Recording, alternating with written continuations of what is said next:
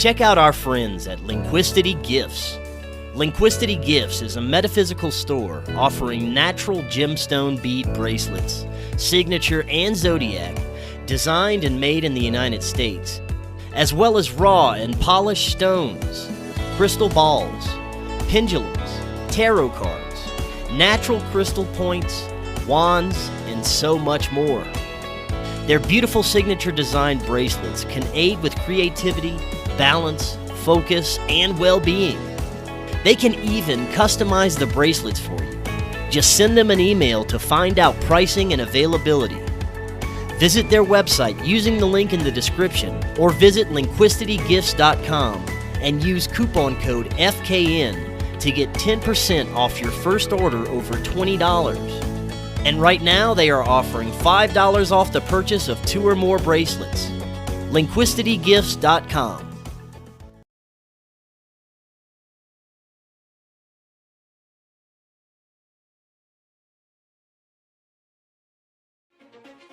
Welcome back to Forbidden Knowledge News. I'm your host, Chris Matthew, and I'd like to welcome back to the show our friend, Mr. Peter Kling. How are you tonight, Peter? Fantastic, Chris. Thank you for having me back on your show. Oh, and thank you so much for coming on. We have so much going on in our little world right now. And first thing I'd like to start talking about is all the earth changes that are occurring right now. All-time high volcanic activity. We have cracks and fissures forming on different areas of the world, all over the world. Weather anomalies like you've never seen before, hailstorms, flooding. What do you think is happening here? Well, what's happening is obvious. We're going through an extinction level event. People saying, what? Well, how many critters have washed up on the shores of around the world over the past 10 years? How many species a year are we actually losing? You know, it used to be save the whales. Now it's going to come down to save the humans. This year alone, I've seen so many fish kills and just sea life in general. Yeah, and in places that you've never seen it before. Now, some of you can say, oh, well, you know, they got caught inside of a bay or they were affected by the red tide. It sucked all the oxygen. You can make whatever excuse that you want. But the fact of the matter is, most of what we are seeing, yes, are man-made, but not by creating greenhouse gases. You know, you want something to grow lush and be really vegetative. What do? Yes, ask any horticultural cultures this question. What do? Get a carbon generator. Create more carbon so the plants are happier. So wait a minute. So if we create more carbon, the plants will be happier? Yes, and they should grow better. So then what's wrong with having greenhouse gases go up? Well, maybe it's not really greenhouse gases that are going up. Maybe we're being affected in a different way. Right.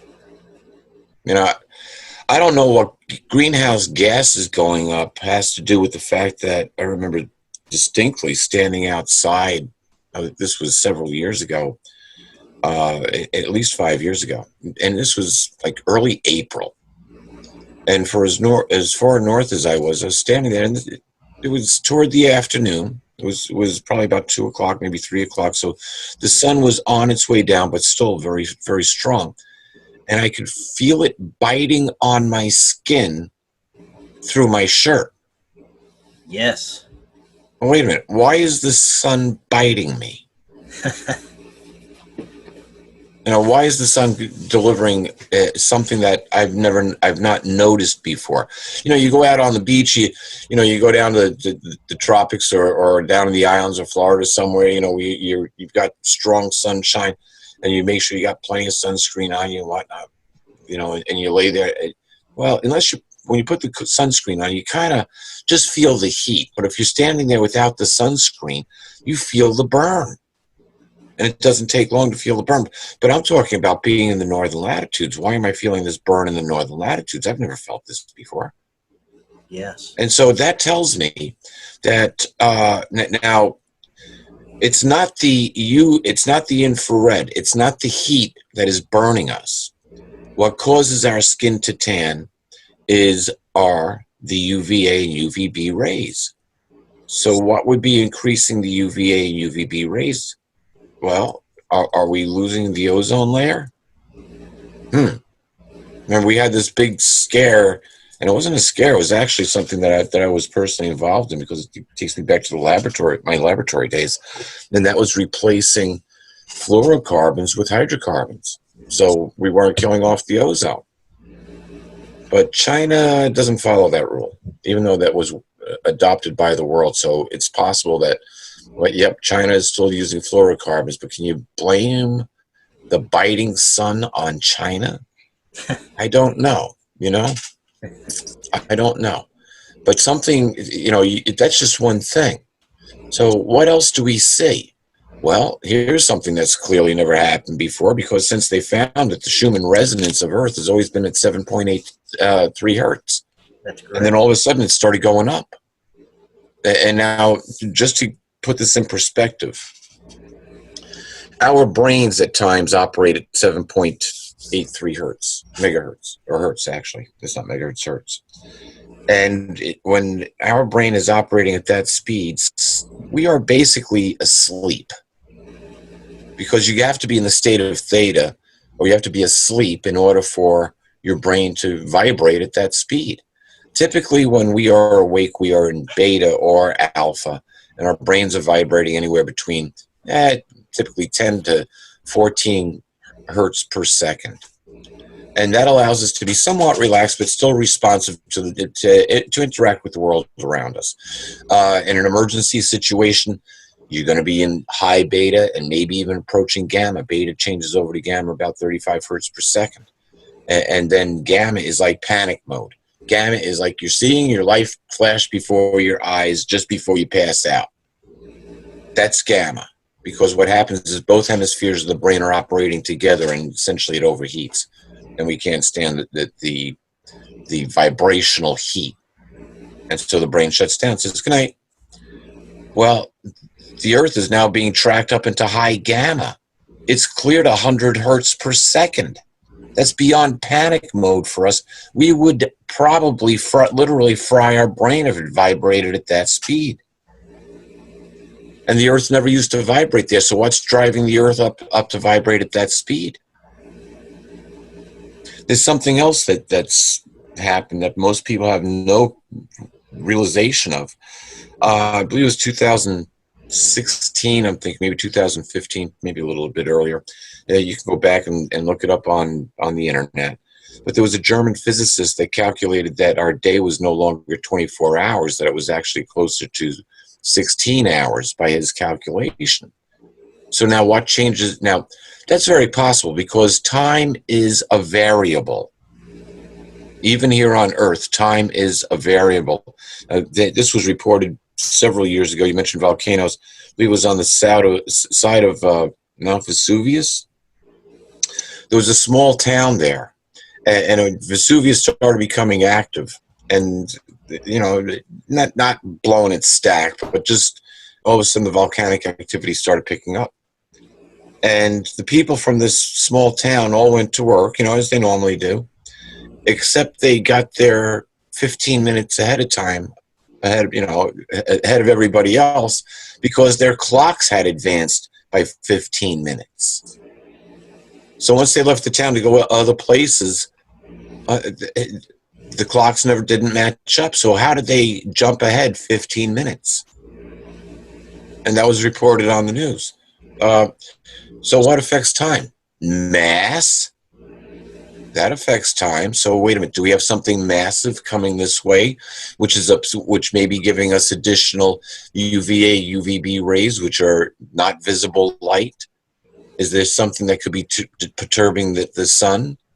Is there something that could be throwing more cosmic rays at us, because all of a sudden people who measure the cosmic rays that are hitting the Earth are saying, we've entered a new uncharted territory, because we've never seen this amount of cosmic rays entering the Earth. And they started going down this list of cosmic, the elements that they're finding. And iron atoms.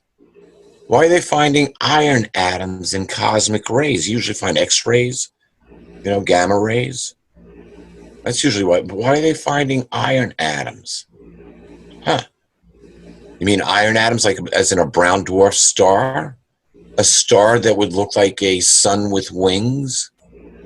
A star that has its own little orbiting planets, but that it is literally on a brown dwarf star, because it's just about all iron. It's at its last phase of life. It literally rains iron on a brown dwarf star. It puts out iron oxide. It's basically rust. So it's essentially a star that's traveling through the universe that's blown off iron oxide like a big smelting machine. And yeah, it would look like a sun with wings, a Nibiru, a Planet X, the crossing. The evidence is there. The evidence is there, and they're chemtrailing, they're geoengineering for some reason. Now, if they're chemtrailing aluminum and barium in the atmosphere, what does aluminum do? Think of aluminum foil. It's reflective. Yeah. So what are they reflecting? Well, I've always wondered, I mean, there could be so many things they're doing with the chemtrails. And, I mean, are they reflecting back some of the cosmic particles, or are they trying to hide something? There was a study that I watched. It was actually a documentary several years ago. And this documentary was, they were calculating how much solar energy is actually hitting the Earth and how much is being blocked by pollution. And so they measured the amount of solar rays that were hitting the Earth in Delhi, India, and then they went to the Seychelles Islands, which is one of the most pristine places on the planet. And they found that at least 90% less rays were being penetrated through the pollution at Delhi, India. It was blocking the solar rays from reaching the Earth. So, the Seychelles became, they're getting 100% blast at the Seychelles, and they're looking at the difference between what they're getting at the Seychelles Islands and back in India, and they're saying, hey, we're only getting a max of 90% of what the Seychelles Islands are getting. What if we sprayed reflective aluminum up in the upper atmosphere? How much sunlight would that block? It actually blocks about 30% of the sunlight, 28.5 to 30%. Which is interesting, because there's also a prophecy which says a third of the sun, a third of the moon, and a third of the stars shall not give off their light. They will be darkened. What? Yeah, it's in Revelation chapter 8, verse 11. 11. So I like Revelation chapter 8, but everything there that is foretold has already happened. So scratch off Revelation chapter 8. That's all fulfilled. So you would say that Planet X is definitely en route, and these changes that we're experiencing right now are due to the proximity. Now, are we in somewhat of a beginning stage or an advanced stage? What do you think about that? Well, I wouldn't say definitely Planet X is en route. There's an anomaly there. I'm not an astrophysicist. I don't have access to the machines that are there. Nobody's invited me into the Lucifer Observatory to go look for an infrared star, which is exactly what Nibiru or Planet X would be if it's a brown dwarf, and that makes total sense when we look at what's there. But somebody knows, but the people that know aren't talking. I think it was 2012, maybe 2013, somewhere right around there. 28 astrophysicists, astronomers, world-class astronomers, 28 of them died in 1 year by interesting means. They got 14 in one shot. They were going up a cable car in France to the top of this mountain on an observatory, and the cable broke. Yeah, that's an awful lot of astronomers to die in 1 year. Yeah, so why did they wind up dying? Were they going to talk? Were they writing reports? Did they see something that they needed to warn the world about? Makes you wonder. Well, yeah, I mean, there's something definitely happening. I mean, our Earth is changing at an unprecedented rate, and there seems to be no explanation as to what it could be. I mean, there's plenty of theories being thrown around out there, but I Well, mean, this theory, it kind of resonates with me that there could be an intruder in our solar system. yeah, and you want to know, we started feeling the effects of this 20 years ago, literally 20 years ago. Something that I learned a little bit of folklore back in my days in the hills of North Carolina, up in the Smokies. We moved down there in my mid-teens, and this older woman told, it was about the middle of July, and it was just really hot and humid. And katydids, these little bugs that we have out here in the east, they started chirping.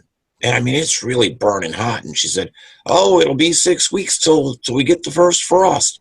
And I'm thinking, wait a minute, come on. And so she told me the folklore about these katydids, and they're a little bit bigger than grasshoppers, and they're very flat, almost leaf-looking, and they live up in the trees, and they come out typically somewhere toward the end of July, and they'll chirp.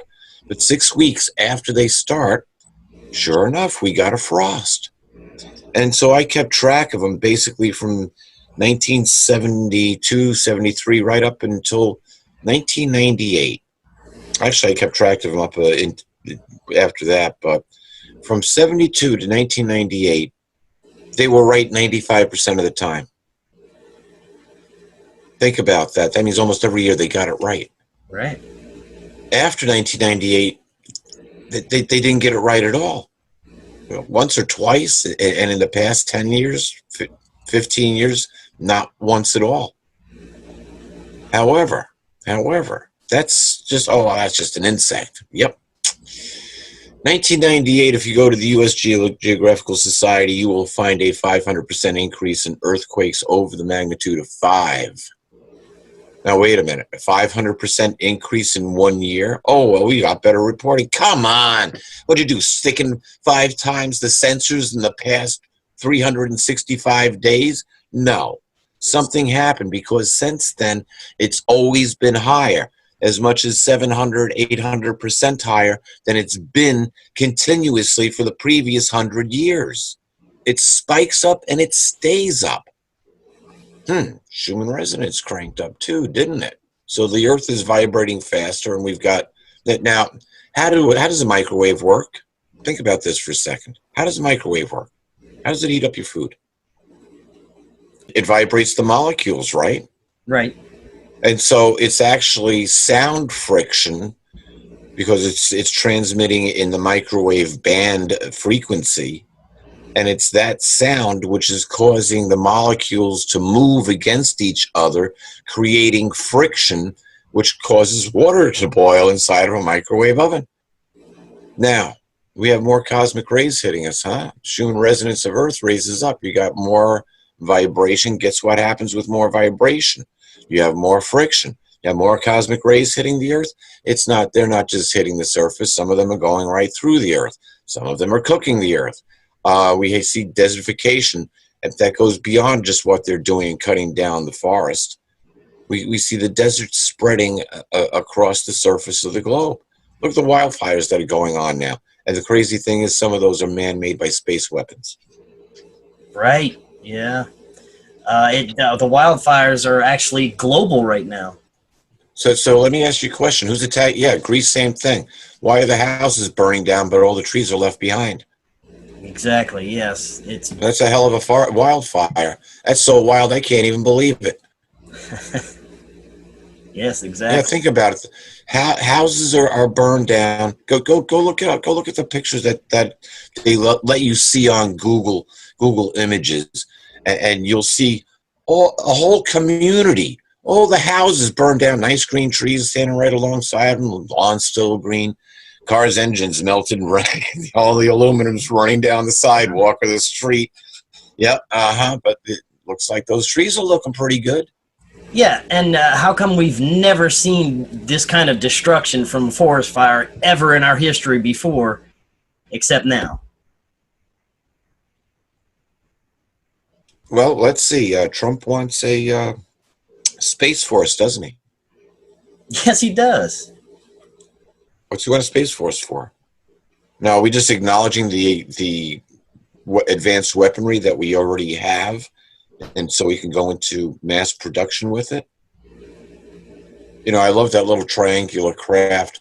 I was watching a couple of speakers on MUFON and some of the videos that they've put out here lately, and they're showing pictures of this craft. You say, "Oh, well, it's photoshopped." Okay, but people see these things and they're calling them UFOs, think they're controlled by aliens, and they're ours.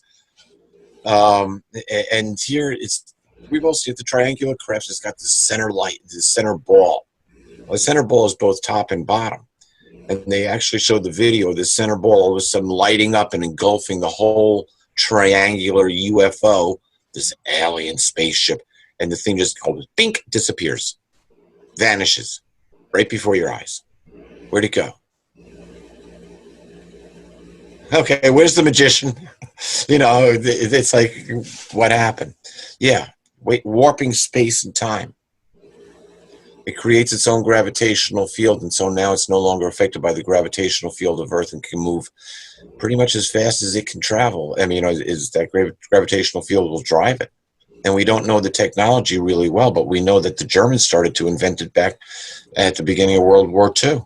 Well, that's what I was going to say. We've had our Space Force, secret Space Force, for a while now. Yeah. And the secret Space Force came from where? Nazi Germany. Operation Paperclip. Right. We know this. You know, where would they start seeing UFOs after World War II? Let's see, the United States and Argentina.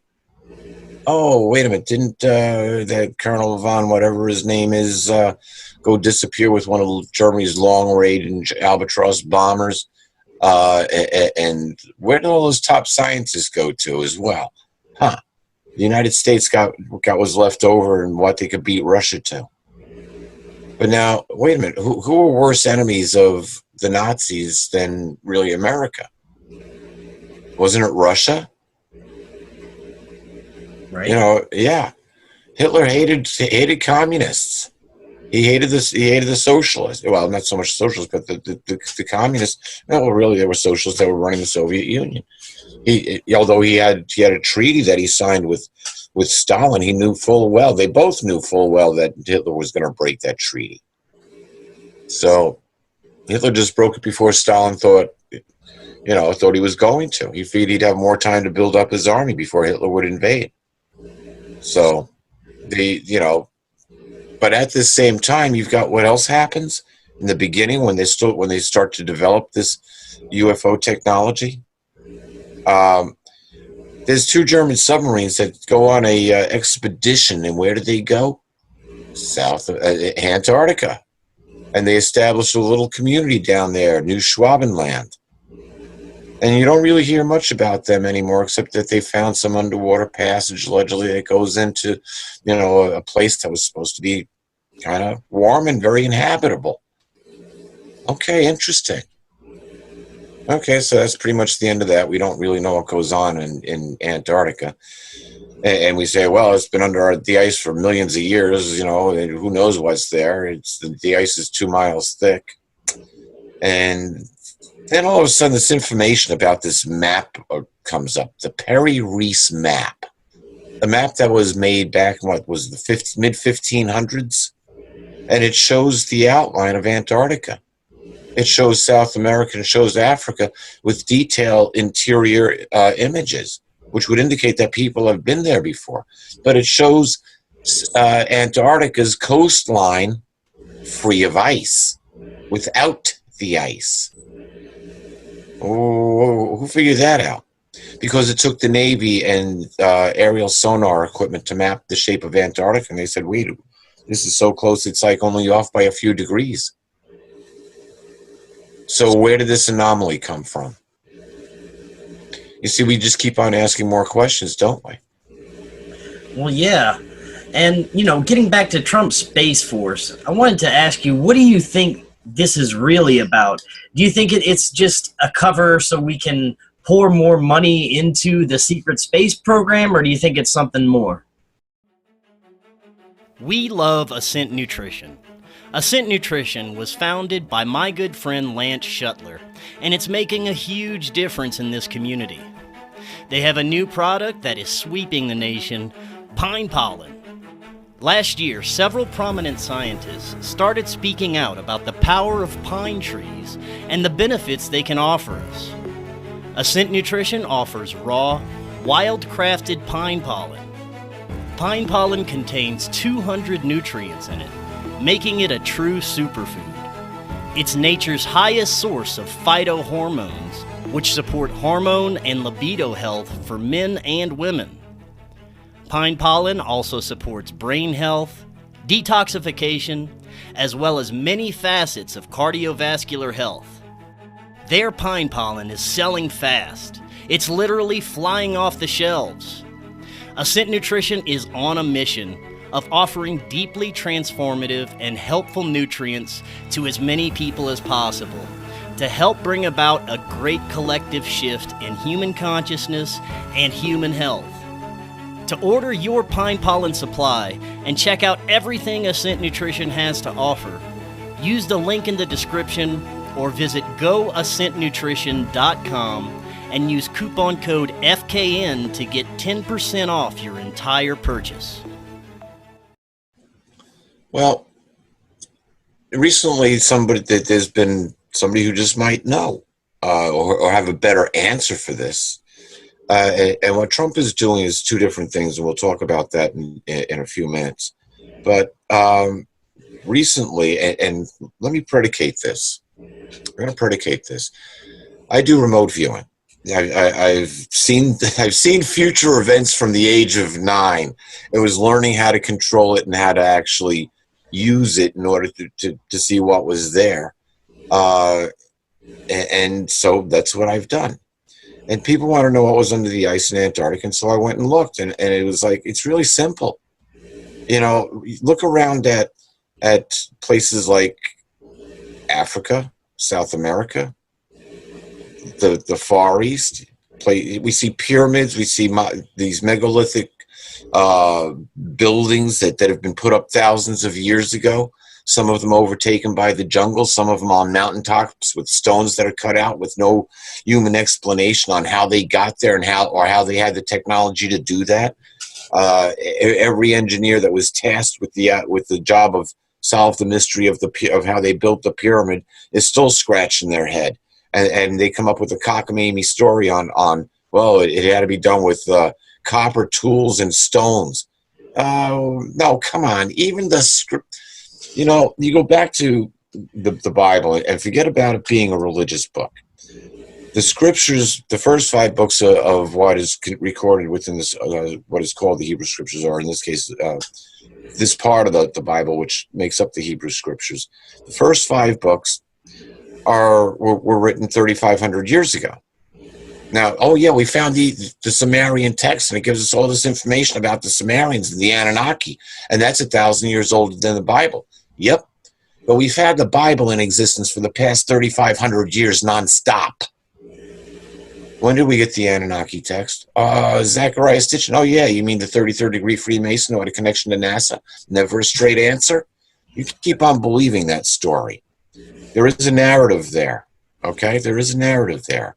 But it's not 100% true narrative, because all of a sudden the Anunnaki have all the Sumerian texts that's all the truth. The Bible's no good anymore. Well, you know, he's gotten involved with religion. Here's a news flash. The church doesn't teach what's written inside the scriptures. They used to burn people at the stake up until the mid-1500s. Oh, the Reformation started in 1517, 500 years ago. My family helped start it. You're welcome. Now, the reason why the Reformation started, just a little side note, is because the church was extorting the population. They were stealing their money. You want to get to heaven? It's going to cost you. It's going to cost you. You know, I'm sorry, Widow Johnson, but your husband's stuck in purgatory. He wasn't good enough to make it to heaven. We don't want him slipping to hell. You're going to have to sell the farm. You don't want him to go to hell, do you? You know, you're going to have to sell the farm in order to come up with the money so we can get him to heaven. That's what they were doing. Yeah. What are the bankers doing today? Oh, you can't meet our interest rates? Yeah, we destroyed the economy. We got your politicians to destroy it for us. And so now we're just going to snatch up your houses for pennies on the dollar. Yeah, they did the same thing today. They learned it from the church. They learned it from the church. And so that's what we're facing, this same extortion going on in all of our lives today. Oh, you want to send your kids to college? No problem. We'll saddle them with a loan. You don't have to pay for it. They'll be paying for it for the rest of their lives. Because you know that they're going to go out and after they get their degree, they're not going to find a job. And they're going to have to live home with you. And then you're going to wind up getting married. Okay, then they'll have to flip burgers at McDonald's until they finally find the job that they want so they can prove that they're a man or worthy. And so they, then they got the bill. They're going to buy a house. Going to have more bills. They're going to have kids. They're going to have more bills. The kids are going to want to go to college. And it starts all over again. One big slave unit. Oh, I ain't a slave. Yeah, well, what'd you call that boss that you work for? The slave driver? Yeah, that's the one. Oh, our education system is a perfect beginning to our slavery. Yeah, you dumb the people down so they don't have the IQ to figure out that they're slaves. I listened to George Carlin go off on just a couple of nights ago. Interesting that you brought that up. I have to believe that they whacked Carlin for what he was saying. He was saying and I can't say word for word because, I'm assuming this is a family show. But it was George Carlin, so use your imagination. But he got right across the point that you're owned. You're all owned. The banks own everything. They dumbed down. He said exactly basically what I just responded to. He said they dumbed down the kids. You're never going to fix the education system. Yes, you can fix it. I can fix the education system. I can fix it tomorrow, and in 10 years, it will be a totally different education system, and these children will come out having abilities that their parents had no clue that even existed. Because I could teach them what I was taught, and that would only expand their horizons. I'll teach them how to create their own futures because their minds are open to learning new things. And if you can teach an open mind new things, as opposed to just feeding them junk, then you can actually give them their abilities back, give us our God-given abilities back. And you see, that's where it all comes down to. So we are in a system which is owned. If you have debt, you're owned. You got debt on your house, you got debt on your car, you got debt on your college education. You got debt because you're renting the furniture or you bought the furniture on time to put in your apartment or to put in the house. It's a debt-ridden world. And everybody wants it now.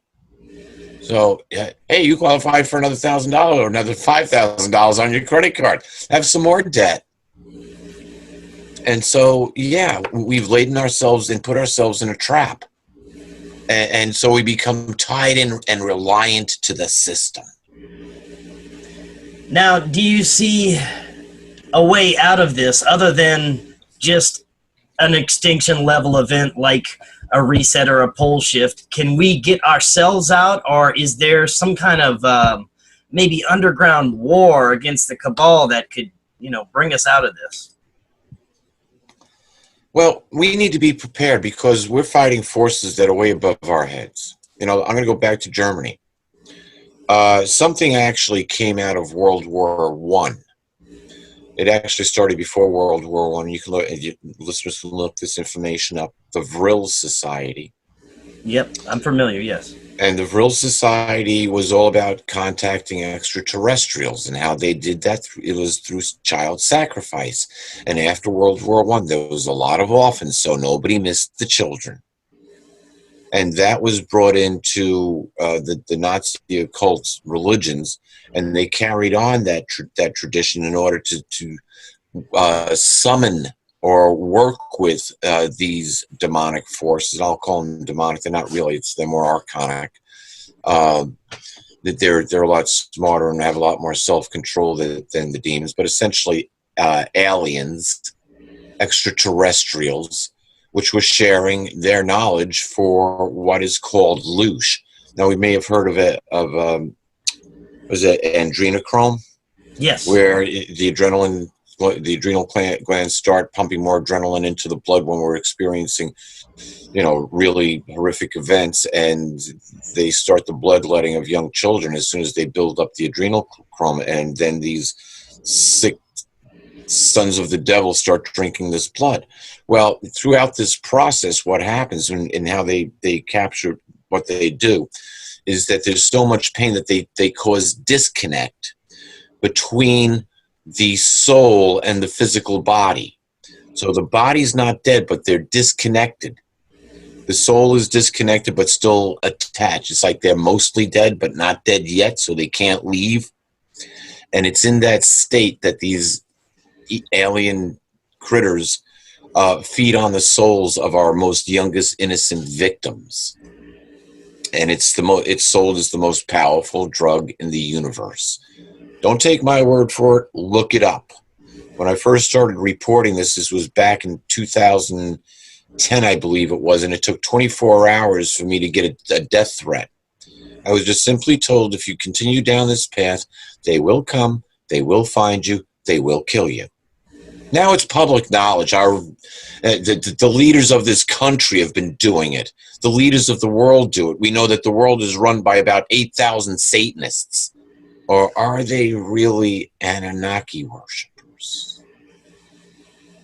Yes, that's a very interesting question there. Are they really worshiping these extraterrestrials, which we used to call gods? Aha, so where does it start? Where does it start? Let's trace it. And folks, if you haven't read Letters to Earth, The Future is Yours, I suggest you go out and buy it, because where we came from, how we got here, how things are so messed up, and where things are going to is all explained there. I wrote it before Trump became president, but I'll tell you this. When Trump first announced his candidacy in 2015, I said, based on biblical prophecy, he would become the next president. I also said that Brexit would leave the European Union, that the Brexit would pass. And I also said that Trump would be doing exactly what he is doing now, draining the swamp, exposing all of this stuff that has been there. And when I say stuff, there's a connection. And we're going to draw the connection in just a minute. That connection goes from Ronald Reagan to George Sr. to Bill Clinton to George Jr. and to the Obama nation. They were all under the control of the Vatican. The presidents, Reagan, Bush, and Clinton, were Knights of Malta, and still are Knights of Malta. Obama had a letter of endorsement from the Knights of Malta. I actually read the letter, not in person, but the proud letter that he was more than happy to get from the Knights of Malta. The Knights of Malta are subject only to the Pope. They are above the law of the land, and hence you can't prosecute them. Or can you? You see, so you have to find them for high crimes and treason in order to really prosecute them. And then you got to get that before all the people in the country, so they can get behind you and you don't have rioting in the streets. But you see, at the same time, you're dealing with the biggest control factor of this, and that's the Vatican. All roads still lead to Rome. You look at the executive order that Trump issued, and we're kind of getting off track, but we're not. You look at the executive order that Trump issued on December 21st, 2017, right on the winter solstice. That's when they start the winter child sacrificing. And that executive order goes directly after those people who violate human rights, which includes human trafficking, child abuse, whether physical or sexual. That's all classified as violation of human rights. And it also goes after conspiracy, and conspiracy is a pretty big damn paintbrush. Conspiracy against the government. So in other words, if you use the government for your personal gain, you are now guilty under the articles of that executive order. Yeah, I wonder how a lot of these politicians who are making only a couple $100,000 a year became millionaires. Wonder how that happened. I wonder if they used their political position for personal gain, because that's now a treasonous act. Interesting. Yes. Maybe we will see the swamp train, but something even more interesting here. You see, 2 days after Trump was elected president, was inaugurated, but 2 days after he was elected president, the Jewish Sanhedrin in Israel reached out, and that's the Jewish religious high court, the same people that sent Jesus to die. Those people, they tapped both Trump and Putin. Now think of this: you got a Jewish Zionist element that taps Trump and Vladimir Putin to be who they refer to as the Greater Cyrus, to play the role of Cyrus the Great. What did Cyrus the Great do? He was a Persian king. He was in league with the king of the Medes, the King Darius. And together they went up against Babylon, who was the third world power at the time. And barely without firing a shot, they captured the city of Babylon, and they took over and became the fourth world power. They also ended 70 years of captivity of the Jews by Babylon. Interesting, 70 years. How many years is it this year that Israel became a state? 70 years? Huh. You know, what's called the Temple Mount isn't really where the temple stood. Archaeologists, and you got to know that the Vatican knew this. You see, what they figured out is that what is called the Temple Mount, where the Dome of the Rock stands, that was actually where the Roman fort stood that housed the Roman garrison that was occupying Judea at the time. Where the temple was off down the hill away from the garrison, closer to the pool that's there, because there was a pool of cleansing. I forget the name. I always want to say the pool of Shalom, but it's not. It starts with an S. It's a similar sounding name. But anyway, there was the cleansing pool there. That water is constantly running. And for them to go from the cleansing pool all the way up to what is called the Temple Mount, too far. They'd be dirty by the time they got there. So the temple obviously had to be closer. You know who owns that land? The Vatican. The Vatican owns approximately 70% of the city of Jerusalem, including 100% of the real estate around the Temple Mount. Now, so where Solomon's temple needs to be rebuilt is not up where the Dome of the mosque is, the Dome of the Rock. It's over across the other side of the valley. That's where it needs to be built. And the Vatican owns the land. Now let's take a look at the Vatican.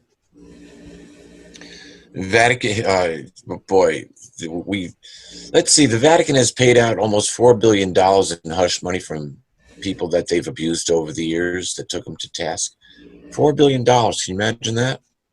You know, 36 priests resigned in Chile because the child trafficking has gotten so bad that they couldn't be a part of it anymore. There's been a trial in Australia that's been going on here. And finally, that bishop resigned his post because and this is a closed trial. It's not open to the public because it's so seethingly bad. They can't dare to air it to the public. There'll probably be an uprising. And there's 1,200 victims from one small little town that this bishop was covering up. Yeah. But you know what I found really horrific? I believe it was 2010, 2011, right around there. There was an article that was written out of Spain. This was in a Spanish newspaper. And that for over 50 years, the Catholic Church, working with doctors and nurses in this one hospital, trafficked over 300,000 newborn infants. Sorry, madam, your child died. We disposed of the body. Wow. Yeah, wow. Over 300,000 infants were stolen from their mothers right after birth. Yeah, and there's no way that they could possibly have any checks on this or, that people would find out about it. The baby died. We disposed of the body in the hospital incinerator. So sorry. Whatever. I don't even know what to tell you about that. Then you find now Mother Teresa's little convent, or the charitable building that she's got over there. I forget exactly what, but they're under child trafficking investigations and child abuse. So, yep, dear old Mother Teresa herself was part of the problem. But think about it. Ah, poor children. Ah, we'll adopt you. We'll send you to a better home someplace. But here's the really sick thing. Archaeologists working in the Middle East uncovered Canaanite cities and where they actually held sacrifices to Molech. And they were finding tens of thousands of children's bones that were badly burned in the fires of Molech. And they said that 80% of the children that were offered up as sacrifice were from infant to 3 years old. 80% of the children, and there were tens of thousands of them. The archaeologists complained that how could a civilization be left alive? Who would put up with such evil? Yeah, here's a problem.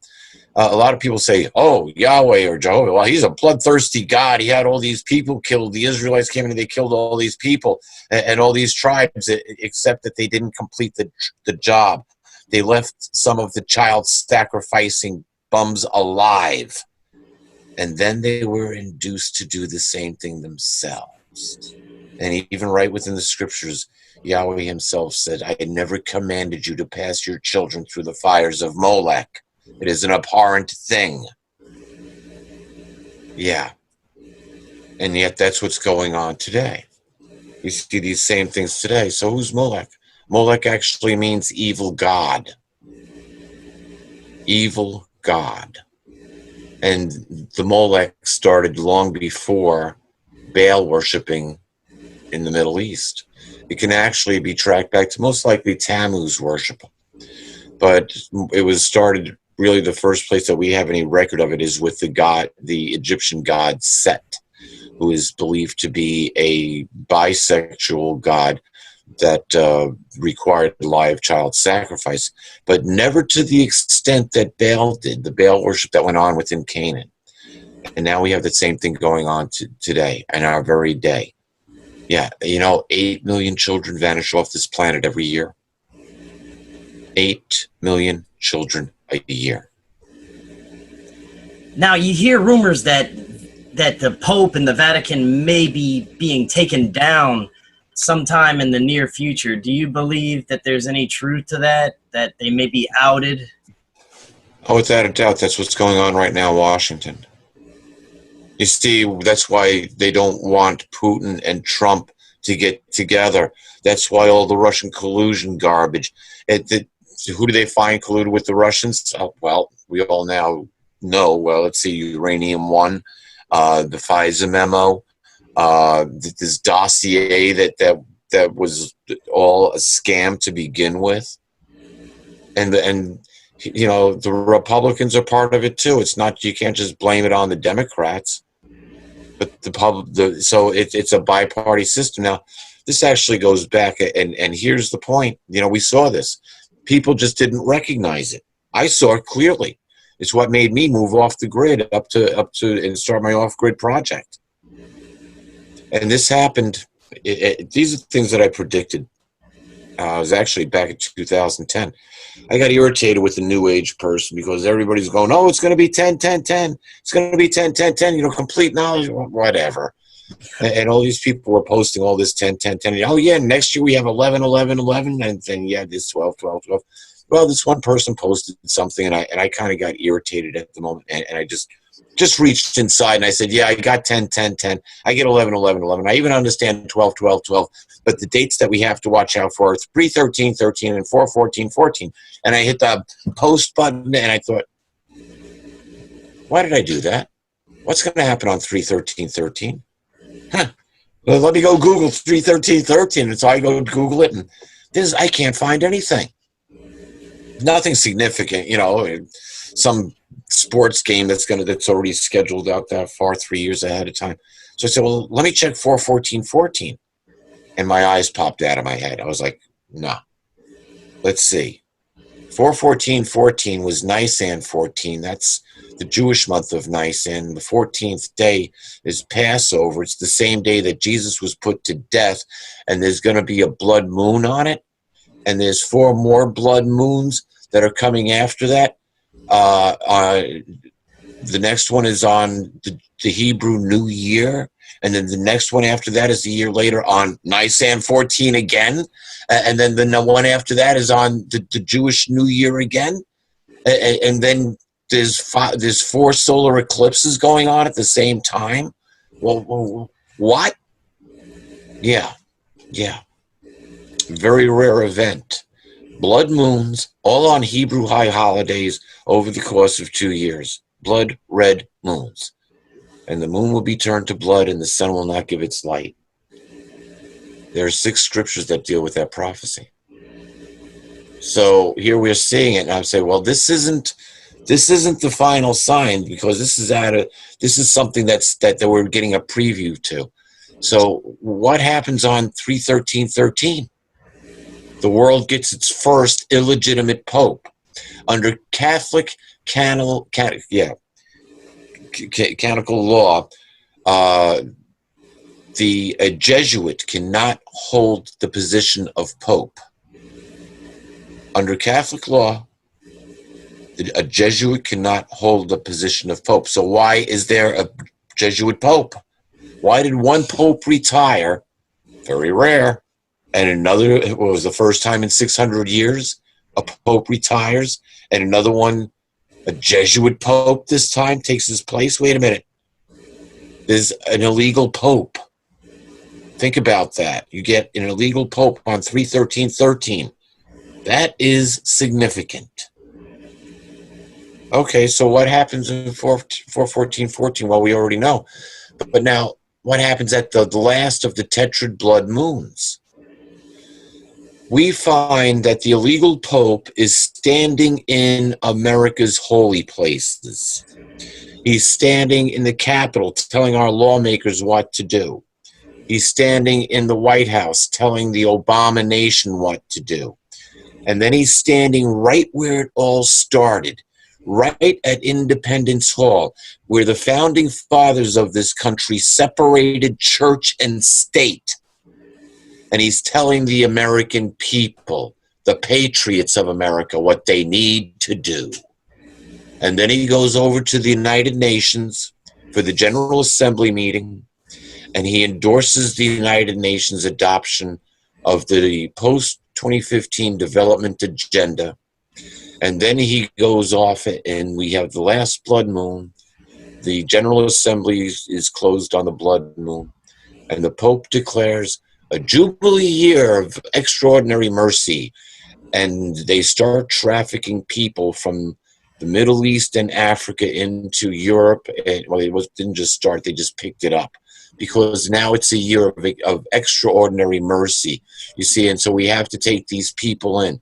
You know that the United States paid the Catholic Church and the Protestant Church $1 billion in 2016 to resettle these refugees in our country, put them on our welfare system, give them a place to live, food to eat, and an income that's almost twice as much as most people on Social Security who paid into the system. Yeah, we paid the religious organization to human traffic these people and resettle them. And why do they take people from Somalia right on the equator and stick them in Frostbite Falls, Minnesota? You know, that makes no sense. Why do you take people that live in a hot, dry, humid climate where it reaches 120 degrees during the summer and move them to a place where they're going to be butthole deep in snow in the winter? Something they've never experienced in their whole lives. Wouldn't it make more sense like to move them to Texas or New Mexico or Arizona or Nevada or Southern Colorado? You know, a little bit more like home. Right. But those areas didn't work. Who are the geniuses that thought up this plan? Sure, let's make these people really pissed off. Well, let's freeze their butts every night in the wintertime, or every day in the wintertime, and really cause discontent. That's a cruel joke. You know, that's just as cruel as the joke is when the Zionists met in 1897. They actually wanted to meet in Munich, Germany. And this was the first Congress of Zion. They actually met in Basel, Switzerland, Basel, Switzerland, but they wanted to meet in Munich, Germany. And when the local Jewish neighborhood there, the local folks all found out that one of their plans at this Congress of Zion was to repatriate Jews back to the Middle East, they went up in arms and they literally drove them out of Munich. They wouldn't let them hold their Congress there, so they held it in Basel, Switzerland. Yeah, the people who lived in Bavaria, in Munich, Germany, since they were repatriated to Europe by General Titus in 70 CE. Wait, 70? Is that another number, 70? Yeah, Titus Rome conquered Jerusalem in 70 CE. They murdered 2 million people and took 93,000 captive back to Rome, which eventually, over the next 2,000 years, were repatriated back into Europe. And so now these people live in Bavaria their whole lives, and it's all of a sudden, hey, we're going to relocate you guys to the Middle East, back to our homeland, Israel. Wait a minute, you're going to take me out of the mountains of southern Germany here, and you're going to move me to the desert? Are you out of your mind? I got my business here, my family here. We've lived here for over 1,000 years. Now you're going to relocate us? You're crazy. Sounds like we need a Holocaust. Do you know what the word Holocaust actually means? Whole burnt offering. It's something that you did to appease the gods. So let's see. You know what? You know how you get the word Nazi? It's German. It was made up of the National Workers Association, NA, which would have been National Arbeit, Arbite, I believe it is, which means work in Germany. And the first two letters of the word, we get Zion, Nazi, German Workers and the Zionist Party. Yeah, the Zionists were controlling the Nazis. It's always controlled by the bankers, isn't it? Yeah. Yeah. Always controlled by the bankers. And the amount of control now, it seems they're using technology as a form of control. I mean, our kids, you look at the average kid nowadays, they can't even hold a conversation with you. They are inside, basically, their cell phone. And that's almost all of our younger society right now. It seems like they're using it as a weapon. You're 100% correct. I believe it was 2002. I believe it was 2002. A patent was issued to a company, and I don't recall the name of the company who applied for the patent. You can look this up on go Google it. It's there. But a patent was issued to a company to control human physiology using computer monitors. So in other words, they could send a signal out through the computer monitor to control your physiology. So let's say if you're a worker stuck at a computer terminal all day long, they could actually send out little messages right across the screen that you would never be aware of that might make you feel happier. So you like your job, buy popcorn, drink Coca-Cola. A little subliminal message comes into your brain, and you never see it, you never realize it, but it's controlling your physiology. So now what do? We shoot our kids up with up to 40 vaccines, which are contaminated with mercury and who knows what else. So we're putting mercury into their body, which is going to short circuit their brain to begin with. Now you got this heavy element floating around, clogging stuff up. Oh, I got a great idea. Let's give them something handheld that's transmitting very close to microwave that they're going to hold up to their head and activate all this mercury. And then we can send this signal, because this is almost 20-year-old technology that I was talking about. We can send a signal and keep them hypnotized right to their cell phones, and they'll never have a clue what's going on in the rest of the world. They'll believe whatever we tell them, even if we tell them the earth is flat. Ha. Yes, the newest psyop. Yeah. The earth couldn't physically be flat. It started as a molten mass that became very hot, melting rock, and seeing as it was a liquid, because of a very simple thing that works at the atomic level called electromagnetism, it liked itself very much. And so in the absence of gravity, and in the massive space around it where it had no other influence, it became a sphere, of a molten sphere, which then cooled down over millennia and formed a crust that was then started to be surrounded by a baking atmosphere. And eventually it put out the right ingredients, and we sucked up enough water, because after all, let's face it, 70% of the surface of this planet is water. So we know that as the Earth's mass grew, it sucked up a lot of comet material, which are mostly water. And then one day it rained, and Earth became a water planet. And then Genesis starts, and that was chapter 1. And then verse 1 and verse 2 starts, and God's active force moved to and fro over the watery deep. You know what happens when you pour water on lava, hot lava? It creates simple RNA, DNA protein, simple RNA proteins. So all it needs is a little active force to move to and fro over the watery deep to assemble those proteins into a simple DNA single cell cyanobacteria, which could be an extremophile. And about 3 billion years later, we send in the genetic engineers to take over and start to terraform the Earth. And that's exactly what happens. And we have the fossil record of it. We also, and that fossil record takes us back to the Cambrian period. And we know it's genetic engineering because that's the only explanation. And we have a record of genetic engineering in 2 places. We have a record of genetic engineering, very plain, very clear, and it was in the creation of the first humans, the first Adamites. We also have the Anunnaki record of genetic engineering. The Anunnaki record of genetic engineering says, we made you from lower life forms.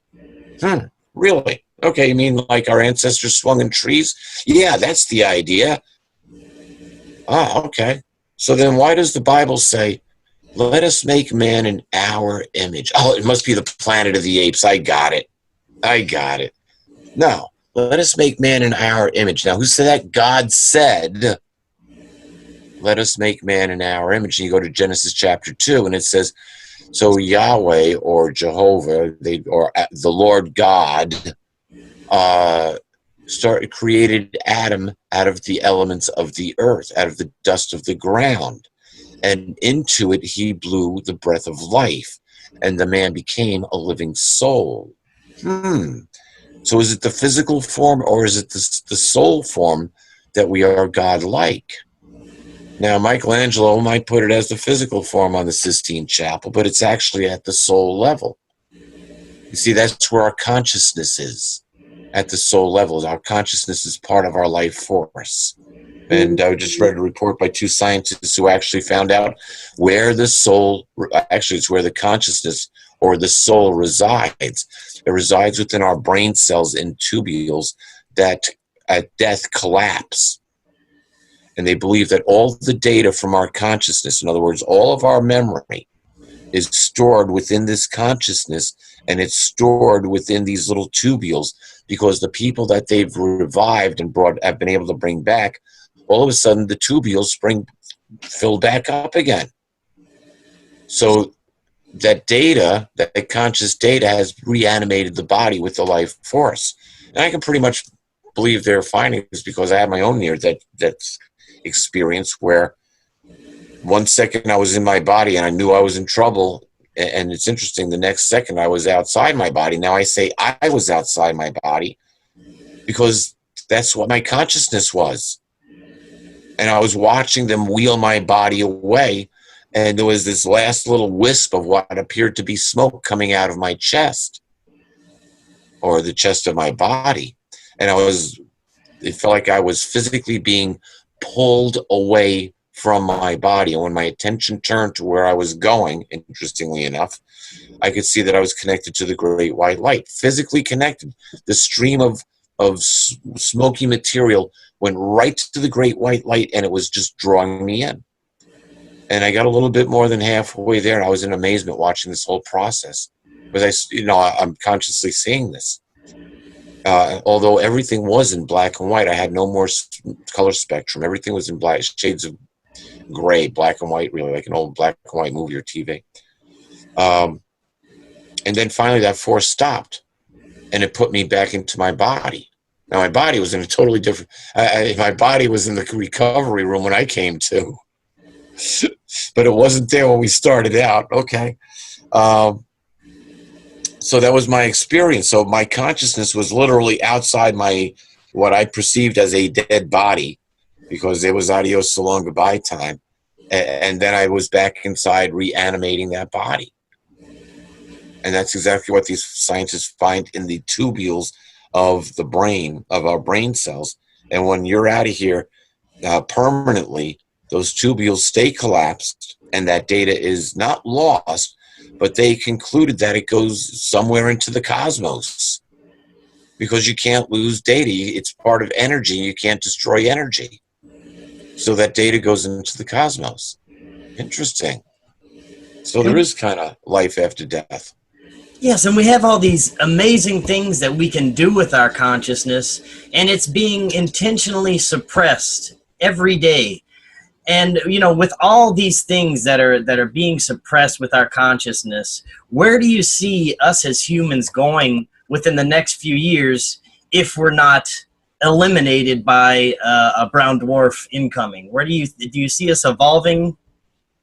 Yes, absolutely. We're evolving now. At least some of us are. There's an awakening that's going on. I can tell you right now, your audience is not asleep. It's just that they're not fully cognizant of what's going on around them. And maybe some of these words will help them, gather their knowledge and be able to assemble the puzzle pieces. I didn't do this, to go write a book for people to read. This was a lifelong quest that I went on. And it started back when I was 9 years old, when I was able to see a future event and then live through it. You think of a 9-year-old child, and a paradox happened in my life, because I already had, at this juncture, 5 years biblical knowledge. My education in the scriptures started before I was 5 years old, and here I am 9. So, okay, let's just say let's call it 4.5 years.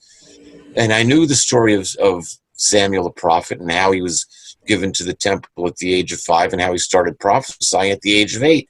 And I'm thinking this, and but I'm just a kid, come on. And when it actually happened, and I was living through the event that I had to, watch my dream come true here, although it wasn't any fantastic thing. When I lived through that event, it shook me up so badly, I ran home. I mean, first I was paralyzed watching what I actually just saw. I mean, watching what I'd seen in my dream. And then I ran home, and I told my mother, I thought that she would open up the spiritual door. But no, that door she was washing the dishes. I came in the house. She goes, I said, out of breath, Ma, I just had a dream that came true. And she barely even looked at me. She said, well, that's nice, honey. It's time for you to go to bed now. And I was like, what? And I remember laying there thinking about all these different things as I finally fell asleep. And I had to find out how I was able to see a future event. And so that the spiritual door was shut. And so I went down the path of science. I figured, well, maybe at the smallest atomic level, if I could understand or comprehend what's going on here, I can, use that to see future events. But I recognize, wow, that's a powerful tool, right? Well, I finally took a class. They had to invent the class first, and I had to get old enough, and somebody had to, turn me on to it. And it was a class in metaphysics.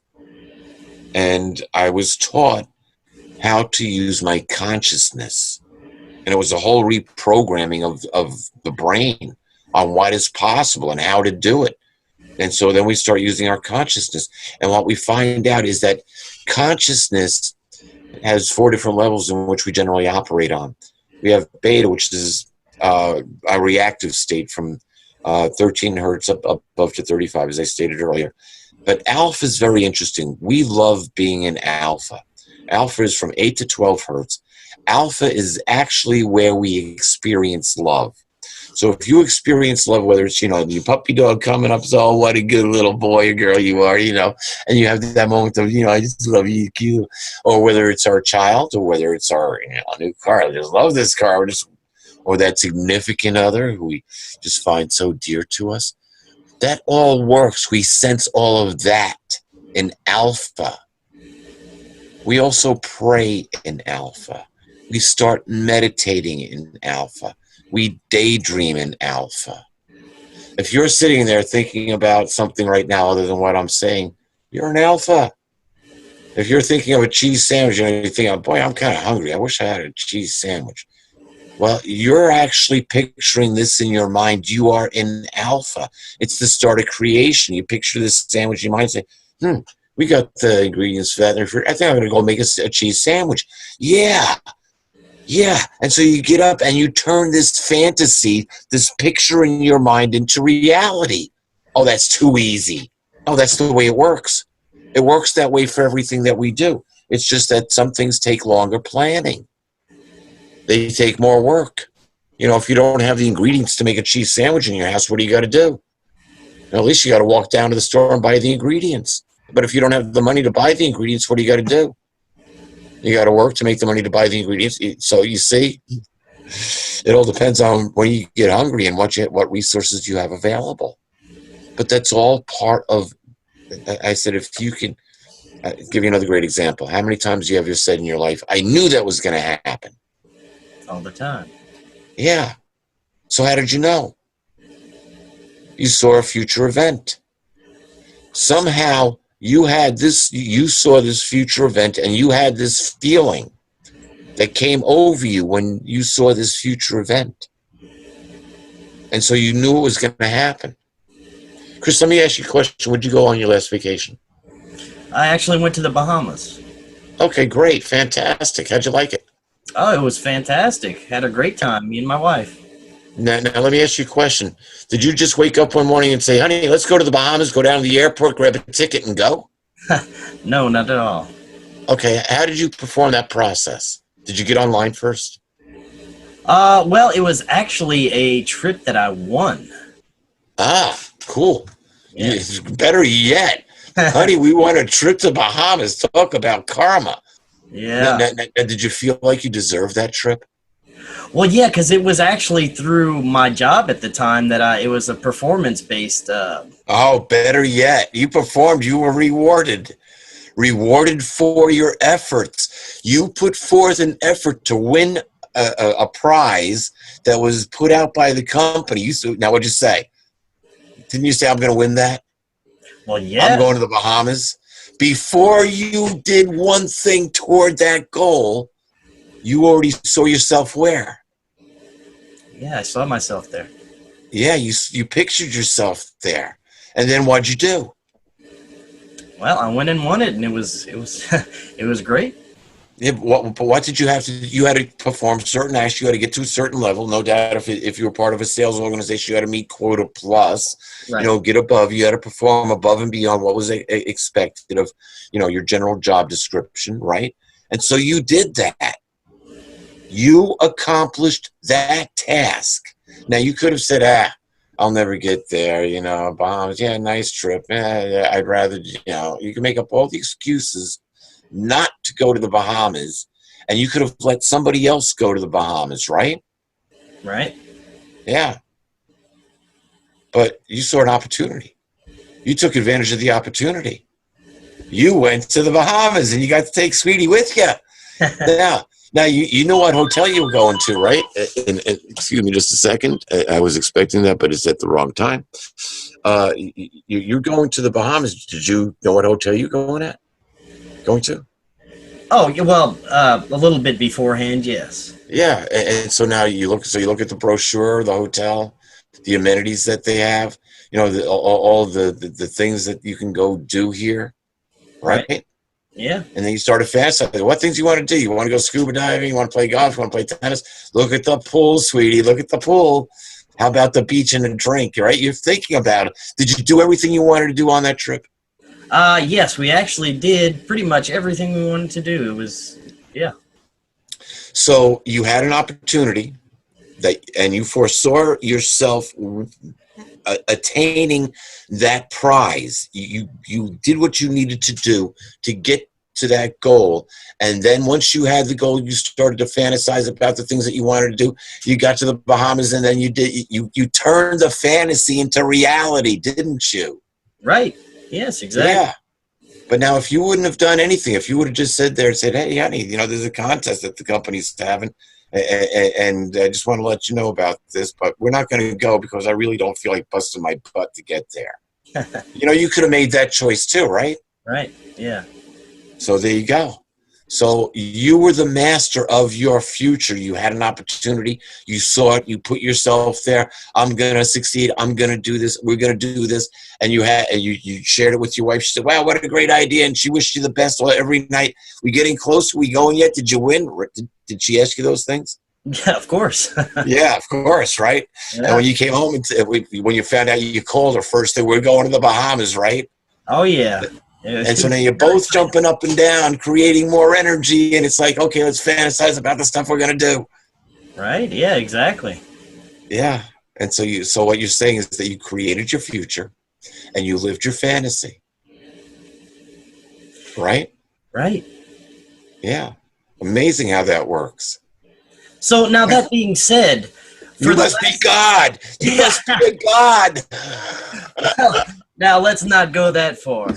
Well, why not? Because you're a child. You're a child of the Creator. So guess what? You get to create the future. That's exactly what you did. Yes, you're a child of the Creator, and you created your future. Yeah, and that's a great way to go about life. I mean, just knowing that you have the opportunity and the power to create your own future. It's if more people could harness that, the whole world would be a better place. Absolutely. And you see exactly what you did. The process that you took in order to succeed and fulfill your fantasy, to turn the fantasy of that trip into the reality.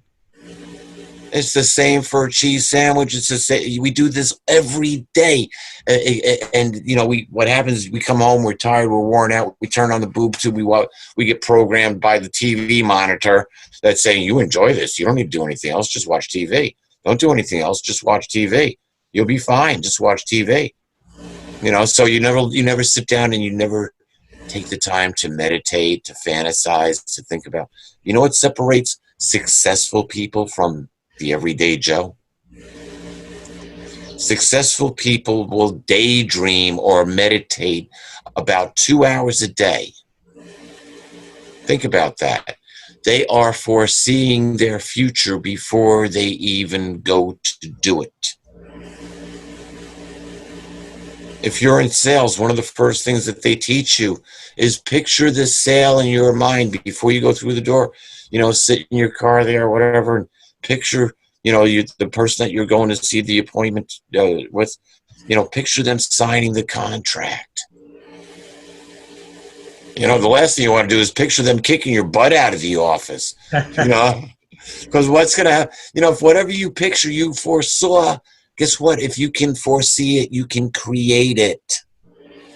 Yeah, it's true. And I do the same thing with this show and with everything that I do. It is quite true that you can practically make your own future. And Peter, we got just a few minutes left. I know I have a lot of my audience just very curious about what could possibly happen in the future if there is indeed a brown dwarf inbound.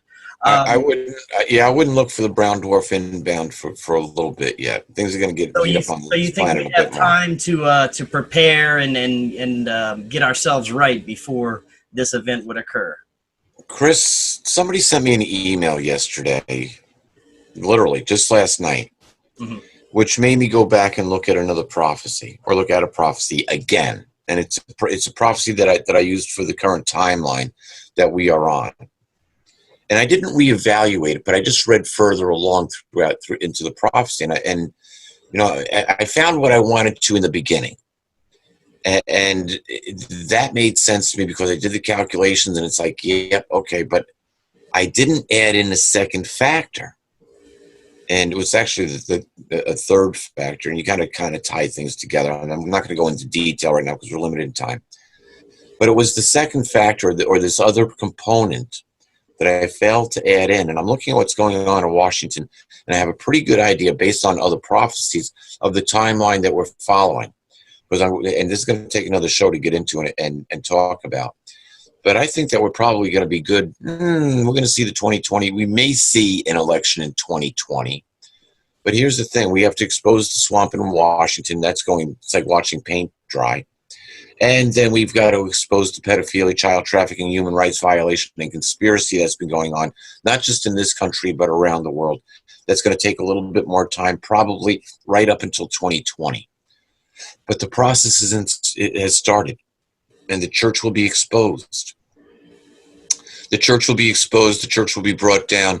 Guess what? They'll be able, because Babylon the Great doesn't exist anymore, link up to the Anunnaki. It's going to take another show to go down this path. But because the church doesn't exist anymore, guess who doesn't own the land where the Temple of Solomon needs to be rebuilt? And so the Zionists can go and do what they want to do.